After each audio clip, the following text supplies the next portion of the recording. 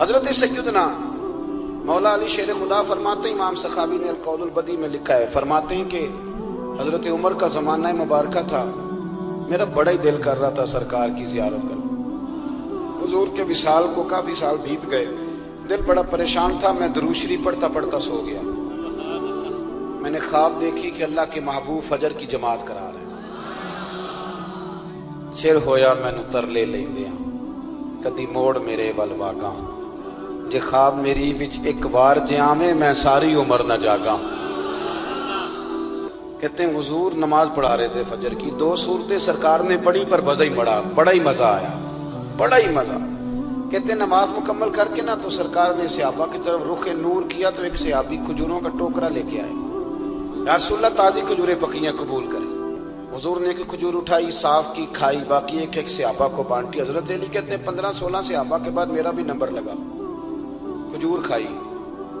کھجور کا نہیں، دست مصطفیٰ کا بڑا مزہ تھا، کہتے ہیں بڑا ہی مزہ آیا۔ ابھی میں کھجور کھا ہی رہا تھا کہ مسجد نبوی میں اذان ہو گئی۔ مولا علی فرماتے ہیں آنکھ کھل گئی، اٹھ میں گیا پر کھجور کا ذائقہ میرے منہ میں ابھی بھی موجود تھا۔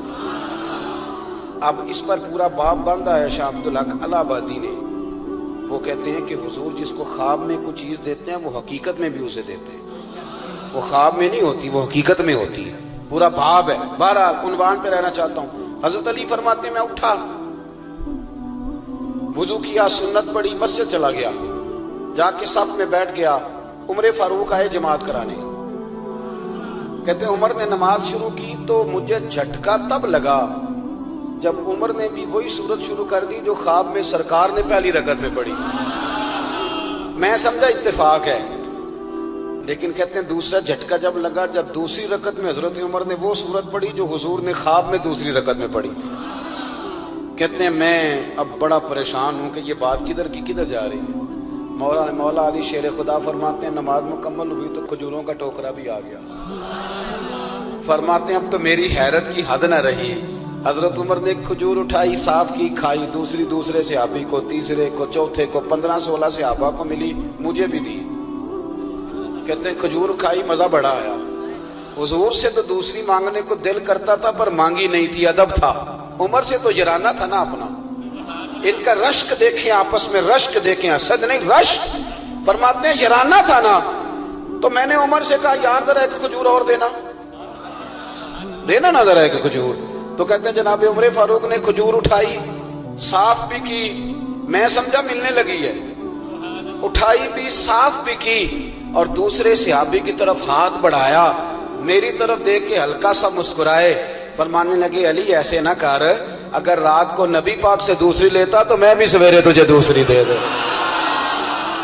حضور سے دوسری لی نہیں، نبی پاک سے دوسری مانگی نہیں تو میں کیسے دے دوں؟ خواب میری وچ آیا سی ماہی تو میں اودے گل وچ پا لیاں باواں، ڈر دی ماری اکھ بھی نہ کھولا، ڈر دی ماری، میں ڈر دی ماری اکھ کیونکہ آئی یہ رات وصال دے والی، ربا اے رات مکن نہ دیویں، اے رات مکن نہ دیویں، ڈر دی ماری میں اکھ بھی نہ کھولاں، کتے پھر بچھڑ نہ جاواں۔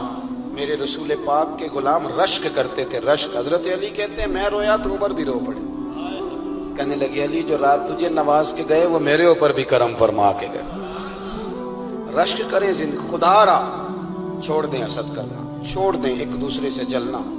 اب تو آپ یقین کریں دیندار لوگوں کا، اہل حق لوگوں کا جواب در جواب، جواب ال جواب، اس طرح ہم نے الجھایا ہے چیزوں کو کہ نیا آنے والا آدمی کہتے ہیں کہ دین کی اصل بات اصل میں بتا کون رہا، تو میلہ لگ گیا ہے، کوئی کہانی سنا رہا ہے، کوئی بات کر رہا ہے، اس کو غلط کہہ رہا ہے، کوئی بندہ ایسا ہے ہی نہیں جو بالکل ٹھیک ہو۔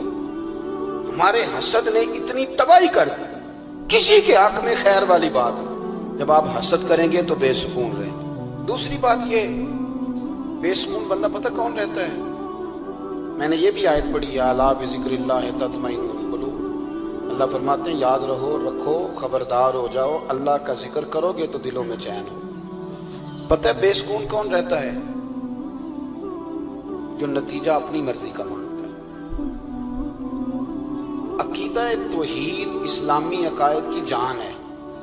جب آپ نے کہا لا الہ الا اللہ محمد الرسول اللہ صلی اللہ علیہ وسلم۔ اس کا معنی یہ ہے کہ اب میں اپنے آپ کو نا اپنے اللہ کے حوالے کرتا ہوں۔ اب رب غریبی میں رکھے پھر بھی میں راضی ہوں، بیماری میں رکھے پھر بھی راضی ہوں، صحت میں رکھے پھر بھی، اولاد دے تو پھر بھی راضی ہوں، نہ دے تو سمجھے میری بات۔ یہ توحید ہے۔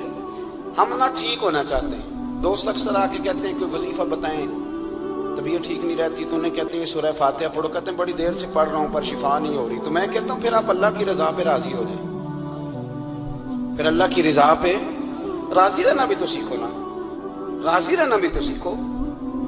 بہت ساری بے سکونی اس بات کی ہے کہ ہم نا ہم چاہتے ہیں میری مرضی کا سکون ہو، میری مرضی کا گھر ہو، میری مرضی کے بچے ہوں۔ بھئی ایسا نہ کریں، آپ اپنے حق میں اپنے رب کے فیصلوں کو قبول کریں، آپ قبول کریں اپنے مالک کے فیصلوں۔